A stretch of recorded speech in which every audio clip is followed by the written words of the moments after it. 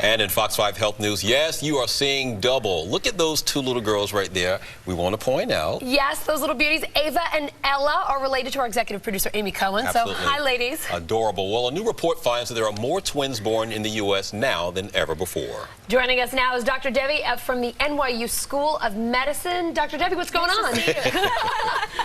Well, the number of twins has actually doubled, almost doubled since 1980. So, you know, that's kind of a surprise. Yeah. But we think it's from a few different factors.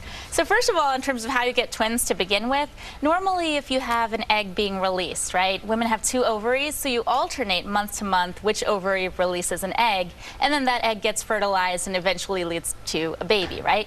But sometimes what you'll have is both ovaries release an egg. So sometimes they can both get fertilized, and sometimes you might have one egg that splits, and then you have two identical twins, let's say. So what's been happening is two different things. As people have gotten involved in more fertility treatments, you have some changes in terms of the hormones that women are actually feeling within their bodies. So you can have more eggs being released than you would normally have, so you can see more twins. So that's one issue. And then second, with in vitro fertilization, which is also used, sometimes you can fertilize more than one egg, and then you can see more twins actually come to birth. So that's an issue. And then also in terms of women getting older, you can have more fluctuations in terms of the hormones, and that also can lead to more twins. Because you hear about these stories that these women have tried for years and years to get pregnant, and then all of a sudden you have triplets, quadruplets, you have these huge families. Sure, and it's good that you mentioned that, because that number has actually gone down, the rate of triplets and quadruplets. Yeah, so we think that if there is fertility treatment in terms of leading to these types of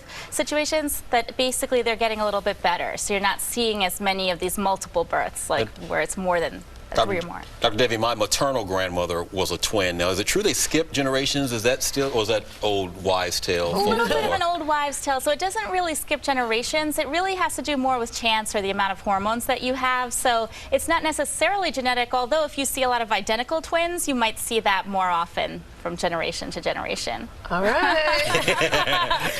All right, well, if you've tried all kinds of weight loss plans with no luck, researchers say a personalized diet based on your DNA could be a game changer. What is this all about? Well, this is exciting. So right now there are tests that you can actually send away to find out more about your own genetics, like your own risk factors. So you actually just spit in a vial, and then people can tell you about your risks about certain things.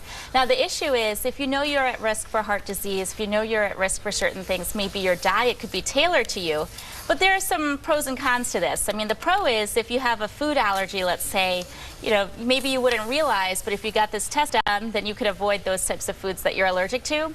But if you think about heart disease, most of us, if we get old enough, we are at risk for heart disease. So we could change our diet right now, even without the genetic test, right? So that might be a little bit, you know, it's unnecessary in terms of having a customized diet. These DNA tests are so funny to me. My brother-in-law just told me that everybody got one for Christmas on their side of the family, and I was thinking, what was his mother-in-law trying to tell them? I don't know if she thought it was a good idea to check it out. Yeah. What are they best used for?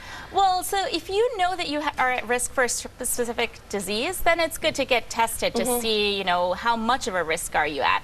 But otherwise, it can just cause alarm, because let's say you test positive for something. Well, it doesn't mean that you automatically have it. A lot of these that you interact with the environment, and then all these different factors might put you at risk for having the disease, right? So we don't want to give people anxiety about things that they don't have.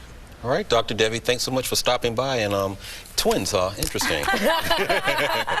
All right, we are warned. Thanks so much, Dr. D. Thanks. All right, so we've been also talking about the weather outside. The change. The change. Big change, right? Yeah, we're not that excited, Audrey. No, it got a lot of people's attention today, definitely. You know, we've had a nice mild stretch for much of the month.